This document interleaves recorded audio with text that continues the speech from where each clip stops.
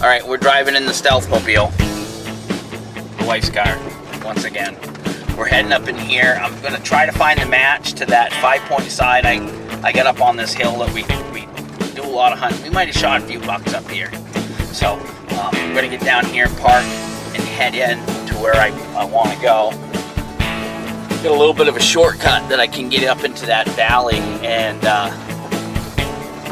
shed hunt a little bit on the way up in and through this oak. Boy, they've been doing some road work in here. It's really cool. Anyways, got the wife's car so nobody recognizes the truck, gets any crazy ideas. Gonna park up here by the gate and we're gonna walk in. So hopefully this shortcut works out. It did last time. It was a lot quicker going in this way than from on the other side. Plus I didn't have to go through as much tick infested bushes doing it that way, which the ticks have just exploded. As soon as it got to be about 60 degrees, they just started coming out really heavy. I didn't bring Chance because the porcupines are out in force up here. There's beech trees all up and down the road that are just chewed out. We've seen a bunch of them up and down the road while we're going. So I didn't need a mess tonight. This would just be a quick job. It's late anyways. It's 6:30 and I've got about until 8 to get this done. So that said, here we go. Alright, this is one of our Quest for 200 spots right here. I'm going to try to move pretty quickly getting up into where I got to go. The deer trail just cuts right here. It cuts across where everybody parks down here. The deer cut in early in the morning and they head up this mountain. There was a ton of sign in here earlier. You see, I mean, it was like really ton of it in here. So I just started following these trails, and this is the spot that Aaron got his deer in. So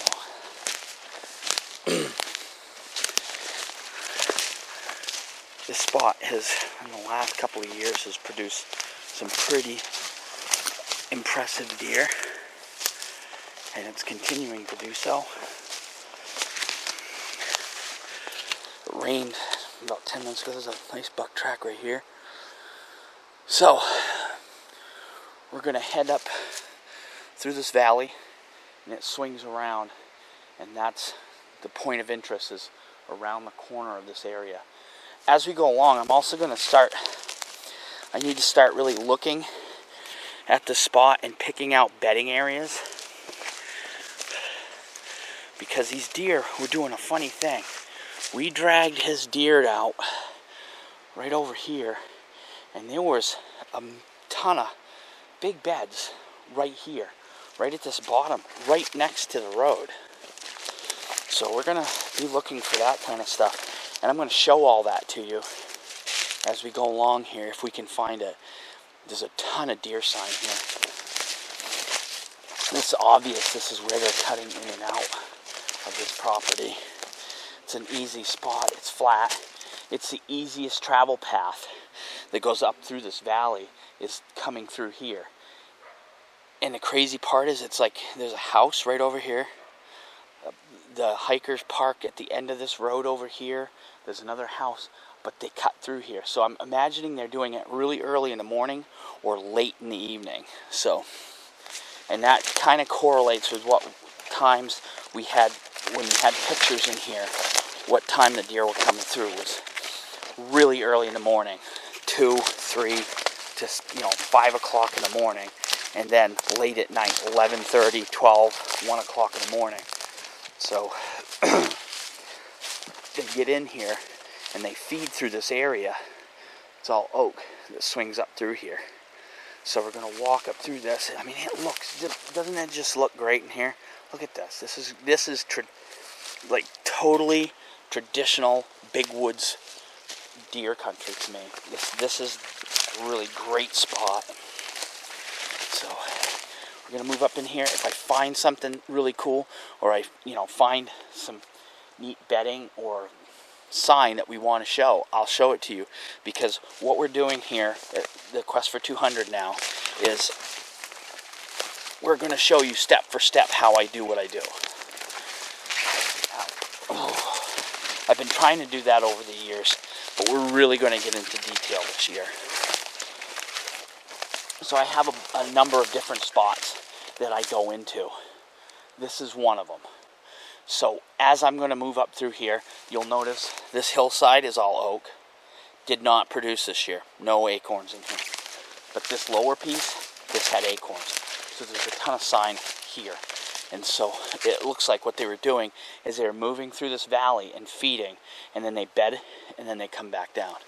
So, and that would be exactly what happened the day that we met up with that buck that Aaron ended up getting. Is he was moving through here. So what we think is we came in from over here and swung around with the wind, and he was using the wind and going this way and then going up the hill, because the thermals were still coming down at that point, which makes sense. So he's feeding down here, then he's working the thermals as he's going up. So here we go. Game's on. Okay, so this valley, we've hunted it quite often, and we've been very, very productive here. Now, I don't stand hunt, so I don't know if this would make a good stand site, but I'll correlate what happens here and tell you why we like to still hunt this spot. One of the boy, that's darkened. There we go. One of the reasons we like it is because the wind is very predictable here. The thermals during the early morning and the late evening go down. And they not only go down, they're accelerated down because the hillsides here are so high that in the evening, those hillside tops are still warm. And then once the sun starts going down over here in the west, it just drops it, and it pushes all the scent right down out of here wicked fast. And it continues to do so throughout the night. Not only does it do it because of the warming up, but in the morning it takes longer for the thermals in this valley to change over.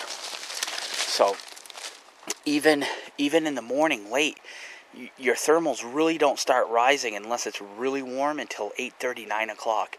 So you can come through here and pretty much guess, that you can cut across this valley and head up onto the ridge and head down without blowing anything out, because the deer are already up above you.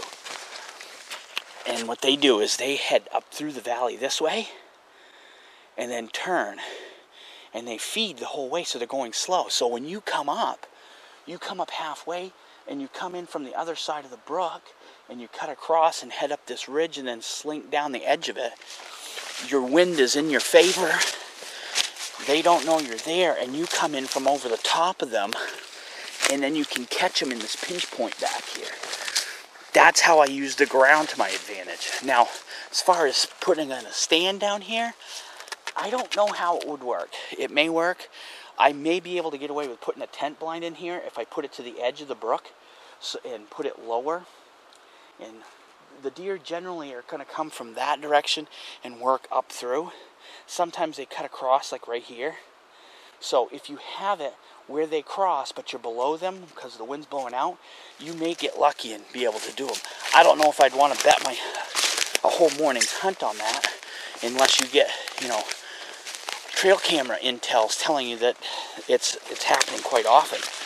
Then maybe it will work. I don't know. Haven't tried it in here, but as far as still hunting this ground, that's how I do it. So here's where that buck came up. And you can see there's a trail right here, heading right up through. This is where Aaron's deer came up that morning, and I imagine there's oak in here, and he was off over in here picking at the oak. That would be my guess. This is the exact trail he was on when Aaron first saw him, so that makes sense, don't it? So you got a point of land here too. He might have been bedded in here for a night bed and then decided to keep going. So we're going to kind of look for that too.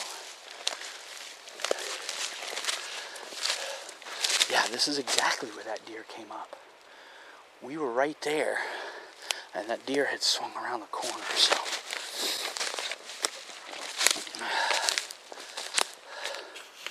Yeah.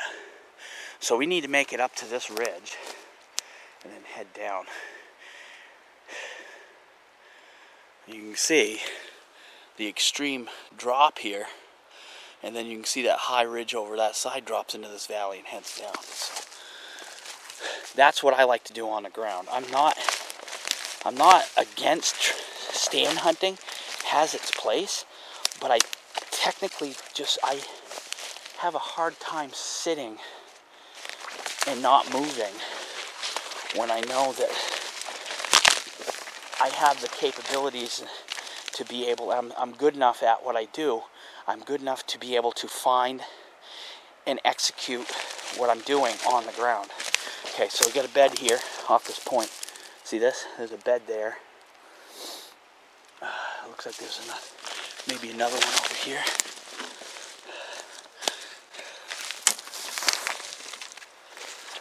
Yeah, this is a pretty neat little spot here, because it's overlooking that valley. There's another bed right here, right at the base of this tree, right here. Now these are buck beds, and the way I generally can tell is that they're spread out. They're not all on top of each other. Like a doe, they'll be in a big circle. Sometimes you'll have bucks doing that too, if there's a bunch of small ones. And the way you can tell though, oh, there's another bed right here. There's one right here. This could be from one buck too. This could be his little spot that he likes to sit on this bank. So anyways, the does will be in a circle. And if the bucks do that, what generally happens is they're all facing away from each other if they're grouped up like that. But they don't normally group up very much. Yeah, so this is definitely good bedding in through here. They can see the valley. They got a good airflow here. Good way to see things. All right, so Aaron has seen this, and a bunch of you have seen it, but all right, so Aaron's deer, when it got hit, it was standing, I believe he was right back there. See the spruce tree? There's a spruce tree right there. He was right behind that somewhere. And then Aaron's first shot hit right here. Right? I mean, look at that. It blew out pieces. That was, tell you what, I'm pretty impressed with those ballistic silver tips. It's a pretty wicked round for what it is. Anyway, so he hit the deer there. There was blood spray back quite a ways, and the deer went up. So I just wanted to show you, this is the famous oak tree that he killed, that you hear me talk about in the podcast and so on the video too. So we were way down the base, right where it drops off down here, right there. So I don't know, a lot of times it helps me figure out deer movement by retracing steps of deer that I've seen, shot at, missed, hit. As a matter of fact, yeah, his deer was right here when he hit him. You can see right down through. That's why he hit that tree. He was just off a little bit. I think he rushed his shot. But anyways, regardless of what he did, we all know what the results were, which are pretty cool. There's another big track right here. So this is a trail that the deer are using quite often. So what I'm thinking is that deer was doing exactly what I told you he was doing. He's working up through here, hitting this ridge, heading down it. When he panicked when they shot, and he ran off. He ran that way, but we're going to cut that way when we get up here. Hoping I got enough light. I really want to get in here and run. There's a trail that cuts through there. I think that deer, that one that dropped that 5-point side, went through. I kind of want to go by it. So anyways, yeah, so a lot of times I find it very helpful to walk a trail that you see a big buck and you didn't get to get him. So come in the next season And I like to walk the trail forward and back where I saw him, and to see where he was coming from and where he was potentially going to. And it just helps me understand deer movement a little bit better. People get all freaked out. Oh, you're walking on the trails. And I do it during shed season. And by the time the deer season comes around, they don't even remember I was there. So, before everybody gets crazy. And trust me, I do believe in ground scent problems. I've had issues with that with odd jobs. So, yes, I do understand that there's a negative effect by being in too much.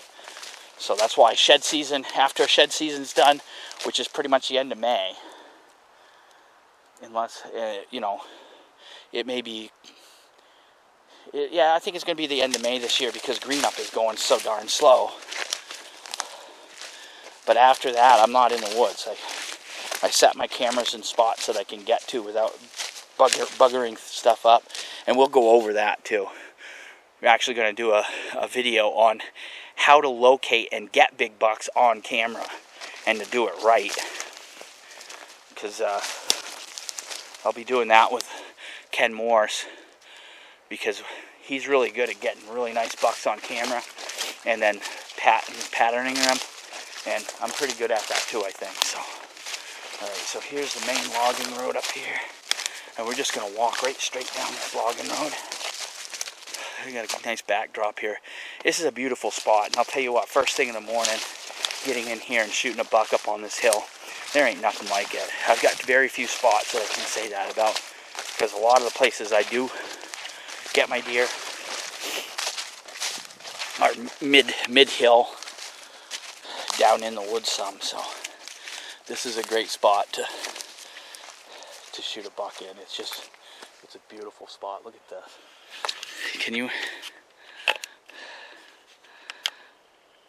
How could you deny that?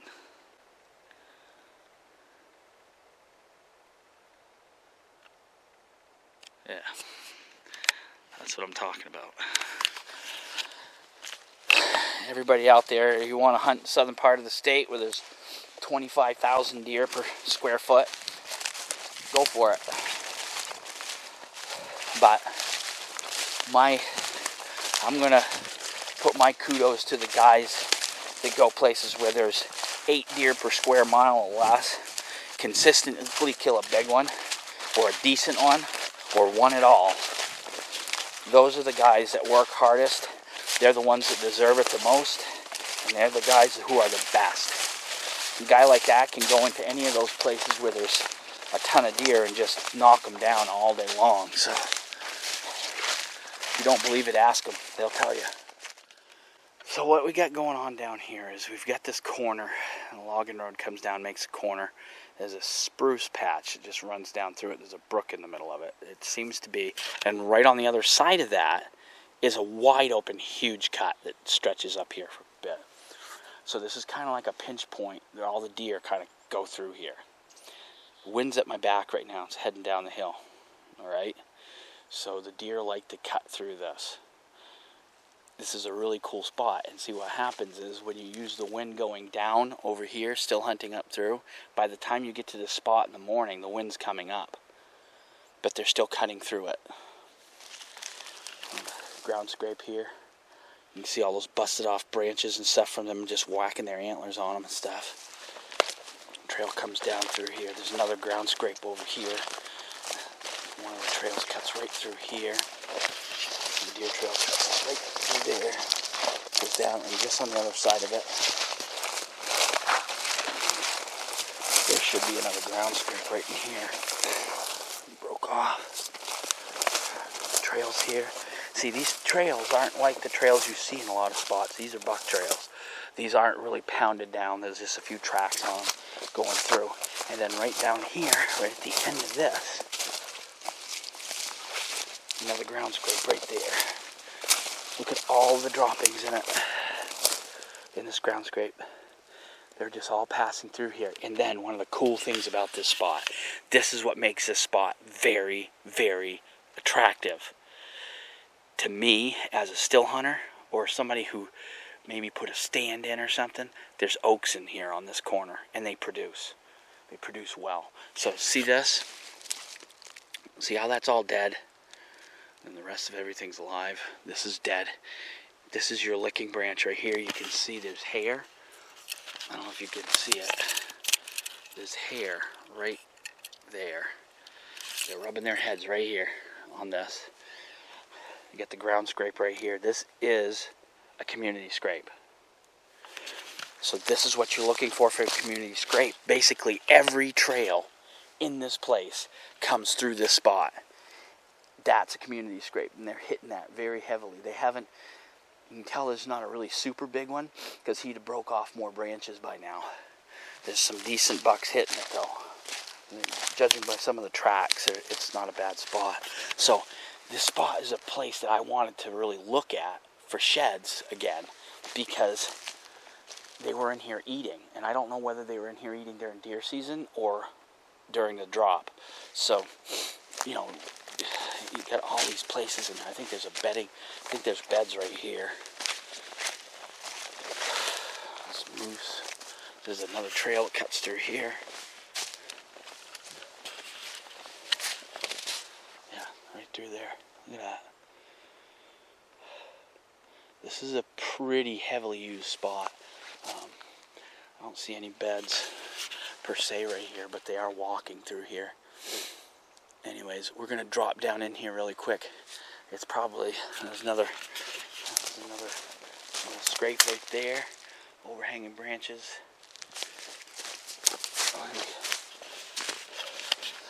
Now, I don't have a camera on that. 2 reasons. One, it's pretty open in here. In case somebody else is scoping this out, I'm not putting my camera right where they can see it. 1, it may not be here the next time I come. And 2, I don't want to give anybody any hints. Just found us another wicked nice, there's a ground scrape right here. Looks like they've touched it up. Little hanging branch there. The big community scrape is over here where this other camera is. That's kind of why I put it over here.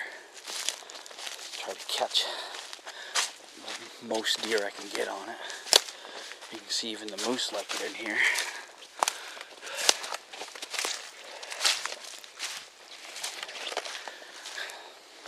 Can't get lucky enough to find this drop right there, you know. But hey, that's shed hunting, right? I really need to get in here and spend a day, because every time I've been in here, it's just like bing, bing, getting in and out. Try not to screw things up. Wetter and hot, though. I can tell you that. I'll come back in next time. I'll be wearing rubber boots. Got my stupid sneakers on today.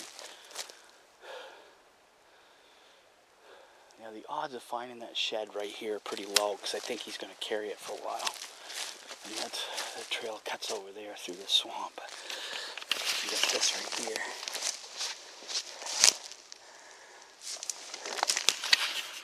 Camera's right up here. You can see this is why the camera's here. It's all hollowed out. This is a big, big community scrape. Overhanging branches. I doctored it up, so I don't know if we got anything or not. But let's see what we got here. Got my camera way up here, as you can see. We're running our Fam Bam camera mount right there. Works spectacular as usual. Greatest thing ever invented, if I do say so myself. Stay tuned. We have Series 2 coming out. It's got a ball on it. It's a little different, but it's for smaller cameras. It's gonna work great. Alright, we just collected that last card right there. And that one can sit there till June now. Same with the other one. I'm not gonna come back in here for a while until it's really up. The next time I come in here, I'll be complaining about the bugs. So we're gonna walk back this way a little bit, and then we're just gonna cut down this road and head back out. I'm pretty sure that if that deer dropped, he dropped somewhere here, but Chance and I walked back in here a little bit, but there was still a ton of snow. And this trail's all up in through here, so I really need to be in here and kind of cut across. So this is kind of a shot in the dark, and hopefully it works. Well, the sun ain't set yet. You can kind of see it behind me there. Getting ready to. So it's getting close to 7:30. But we kind of follow this deer trail back through here. It cuts around this other side. I'm going to swing back through here. I'm just kind of getting to the end. There's another piece of that big cut that I was in. Moose trail through here. Wouldn't be surprised to find a paddle in here someplace. The amount of moose sign I found. But anyways, another deer trail right back there. I'm going to cut back on that one, I think. We'll swing back. We'll go down that road again. Maybe dip in. And then we're going to cut up over and go down the road, the easy way out. But there's a bunch of oak in here too. So this is a great little spot. That's south facing right here. I'm going to have to get in here this weekend, I think. I'm going to have to reschedule some things.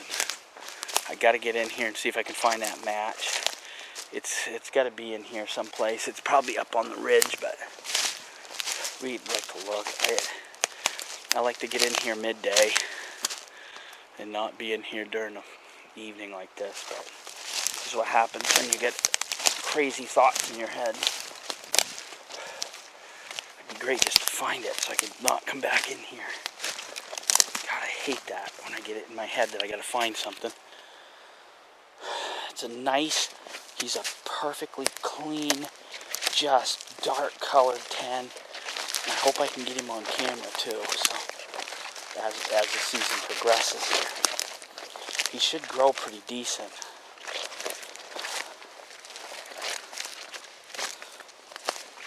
A lot of food in here, so all this stuff coming up, the moose have been chewing on everything. Be careful, it's getting slippery. Alright, so we're going to follow this road back a little bit. It's all bog in here. There's a brook down below us, a real fast brook, I can hear it. I think that's that big brook that comes off the mountain. And then we've got this wicked trail running right through here, heading back towards where we're going. Alright, I'm walking just on the inside edge of that road is right there, on the other side of the stone wall. These deer, these bucks, are staying just off the edge in this cover. Look at this trail right here. See it? Going right up through. Yep. This is why a lot of people don't get good bucks. And it's because they see a beat down trail on an old tote road and that's what they hunt. That might work during the rut. Alright? But even during the rut, these bucks are trying to stay out of sight and win things from some place that they still feel secure at. Once they lock on to a doe, all bets are off. They're stupid. But even during the rut, when a buck is cruising, he's still paying attention. Unless he's on a hot doe or trailing a hot doe, he's generally going to be fairly spooky and he's going to be looking for ways to hide himself. And that's what he's doing right here. What he's doing right here is he's cruising this edge and he's winding down below or he's winding up above, depending on the time of day he's running through here. Staying out of sight. Everybody's looking in the open and he's right here. Here's where you can catch him because he can go down here, but it doesn't look like he is. He's just cutting right across this little knob, and then he's going to head down through the thick stuff. You can still see the trail here that he's using. This isn't a doe trail. There's not that many tracks on it. And boom, we have an open road right there. I've come up that road before. I'm trying to see what is he doing here. He may be coming up that, but I think he's cutting across. And yes, I know, his sun's gone down now. Easiest way for me to get out of here is to go straight down to the brook and walk down it. But I kind of want to walk this this edge. Yeah, he came through here. This is where he's cutting. He's staying above that road. They're not stupid, guys.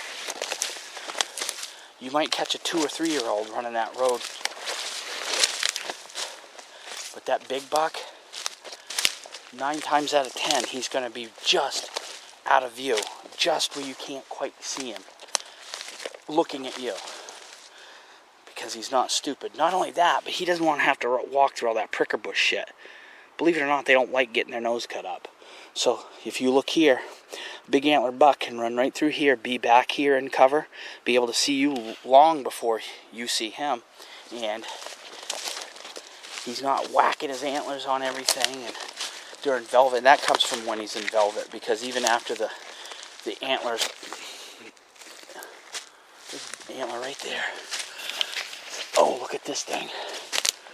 Oh, and it's my match. Look at that. Don't tell me I don't know what I'm talking about, boys. There's my match right there. Yes. Yes! See that?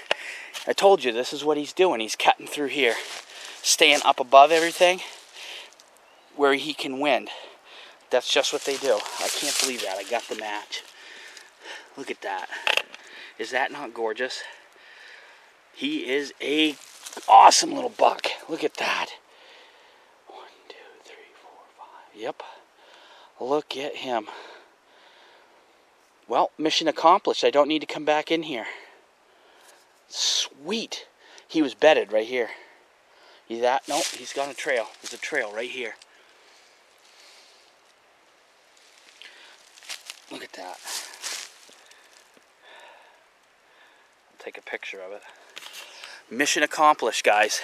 We set out here to get that, tell you guys about how we find these bucks, how we find the sheds, and it's right there. Right off this little edge, right off this little point overlooking the valley. Whether he bedded here or not, I don't know, but there is, the buck trail cuts right through here, and the other one's right down below it. So, you have to think like them. You have to travel where they're traveling. He's not traveling. I could have spent my whole time searching the ridges and everything else. You have to travel where he travels. Good God, that's beautiful. Alright guys, we're heading out. Sunset. It's beautiful. Look at that. Look at that skyline. I love this spot. This is slowly becoming one of my favorite places to hunt. So, anyways, what I wanted to say real quick, I know this is something that needs to be said, is you can see around me here, we're not in Kansas, Toto. This is a big spot. There's thousands of acres here of nothing. There's no houses.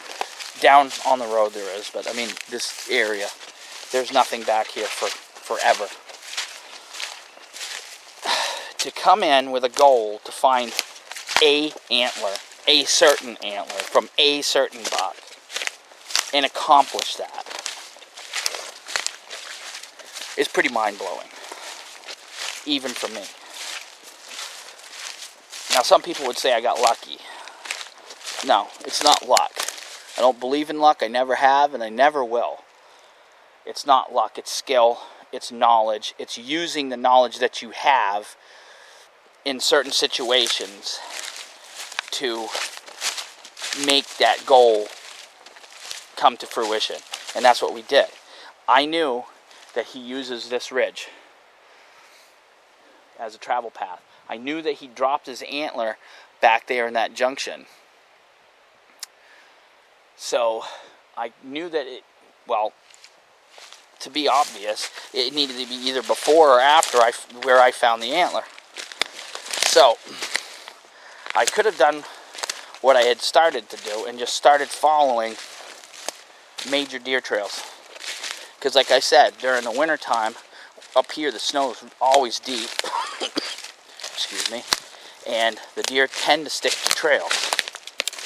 Well, taking into account that the time that the deer were dropping, there wasn't a lot of snow, I started using some deductive reasoning and saying, he's going to be, that antler is probably going to be where, on a trail that he uses on a regular basis. And lo and behold, by acting like a buck and traveling in an area that a buck would travel, we found it. Now, finding a single antler in a place by using common sense and science and deductive reasoning in a place where there's probably less than 8 deer per square mile here. There's probably more like 4 deer per square mile here. It's a pretty amazing feat. So it's not like you can come in here and find 12 antlers. You're not ever going to do it. So, I don't know. I'm not tooting my horn. I'm just amazed that I found it. And I'm just trying to illustrate the complexity of what just happened. This wasn't something that you just do. This is an antler that could have ended up being there for eons and just chewed up and never been found. The coyote could have picked it up and took it off, but it is in pristine shape. Beautiful. So the next step is to get this deer on camera, judges, see what size he is, the body size. And now that I have the actual shed in my hand, I can kind of make that guess. And then the next step on that is to pattern him, figure him out. So therefore, one of the guys in the team can target him, shoot him, and bring him home in the back of the truck. And that's going to be my responsibility. Now you ask why I say it's my responsibility when they're hunting him. Because I need to learn his habits. I need to know where he's going, when he's doing it. And share that knowledge with them. Because this spot here is one that I spend the most time in. I know better than everybody else. And I understand the deer and how they move through here. So it's my responsibility to give them that information. So learning this buck is one of my top priorities as of right now. So we've got 4 cameras out now. We've got those 2 cards in our pocket we're going to go and check. And then we're going to kind of get an idea of what kind of buck we're looking at. So on that note, we're going to head down over the bank here, get in the car, and we're going to go home. And that is the end of the episode.